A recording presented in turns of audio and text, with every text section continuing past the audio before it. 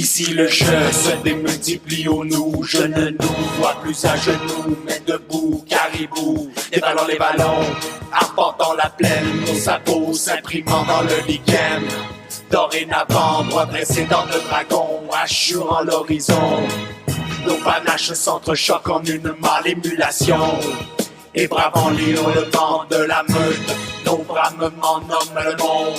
Nous sommes issus d'un sol immense qui nous a tissé métissés. Revus de brins de laine tressés, très serrés, sans couture au sein d'une ceinture fléchée. Comme quelques queues clinquantes de comètes effilochées. Et si l'on suit le fil de notre textile, mène à la sortie du labyrinthe de pas qui nous éreinte depuis qu'ils ont mis nos torts dedans. Ils ont conquis nos territoires, pillé notre histoire et volé notre mémoire.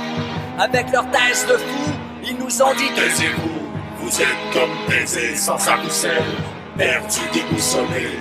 Vous n'êtes pas vous, vous êtes nous. Vous êtes dissous, vous ne valez pas 10 sous. Notre substrat vous subsume et la comparaison vous consume. Faux, nous venons d'avant, nous sommes antérieurs. Nous sommes des créateurs, pas des créatures, pas des caricatures. Notre maison n'a pas de cloison, mais 4 saisons, acclimatées au climat et faisant fi du climat, nous avons parcouru par ses artères tout un continent titan. Notre espèce aspire à l'espace et son empreinte est partout. Tapis dans la toponymie, gravé dans le granit, arc-bouté dans les arches de nos dingues, tic-tic de la muraille de Chine, dans les champs essouchés sous la lune et les racines d'un être qui ne peut plus plier. C'est une histoire riche qui n'est sur aucune affiche et qu'on a laissé en friche. Dans nos caboches, ce n'est que rocher fardoche, cosmogonie à l'agonie, dans le tombe fantôme d'une mémoire moisie. Sur nos épaules, on porte pourtant le pack-sac de passé épatant. Mais allons-nous mourir en nains quand nous sommes des géants? Allons-nous mourir en nains quand nous sommes des géants? Sitôt venus au nouveau monde, on a dompté les hivers et fabriqué de la terre. On avait la tête à la fête et le cœur au labeur. Opiniâtre, on n'a jamais laissé mourir le feu dans l'autre, car nous avons la tête à Papineau, la longue langue loquace d'Acosta, le cœur corsaire de d'Iberville, qui envoie en nos veines le pur sang mêlé, mêlé de Riel et des Premières Nations. Nous avons l'aviron de Radisson, la vigueur de la Vérandrie, les jarrets de Joliette et tous les talents de l'intendant Talon. En somme, nous sommes des surhommes uniques, générés par le génie génétique de l'Europe et de l'Amérique. Inéluctablement, nous voguons vers le néant.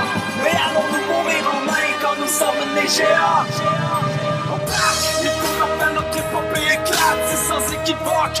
Cette histoire est pleine d'éclaques, loco loquace la provoque. Le son verbe épique, les os sont crevés, tombe et forme une plaque. Que dis-je, une plaque, c'est comme un lac à nos pieds. Le col se dilate, le sol s'écarquille pour laisser monter encore en forme d'ogive. C'est le chaos qui passe dans les chalets d'aiguille. C'est un cri qu'on pousse, un cœur qui pulse, celui de peuple qu'on accueille ou qui frappe un écueil dans l'œil du cyclone. Chaque seconde avocate nous rapproche d'un miracle. C'est un spectacle sans entrée, égard à l'arrêt cardiaque. Entre la mort et la vie, l'arrivée d'un homme comme l'ordre d'un référendum. Un peuple aussi, entre le rien et tout ce qui brille, tout ce qui brille. Je pose des mots gare au flot hémorragique, par tous les pores de mon cœur spongieux. Sur ce long jeu, on jure ma mortelle nature. Et nous disons que la parole est une sage femme qui tire des lèvres un monde à naître. Fort de cette maillotique ou force, le poète, maman fait celui dont il faut poindre la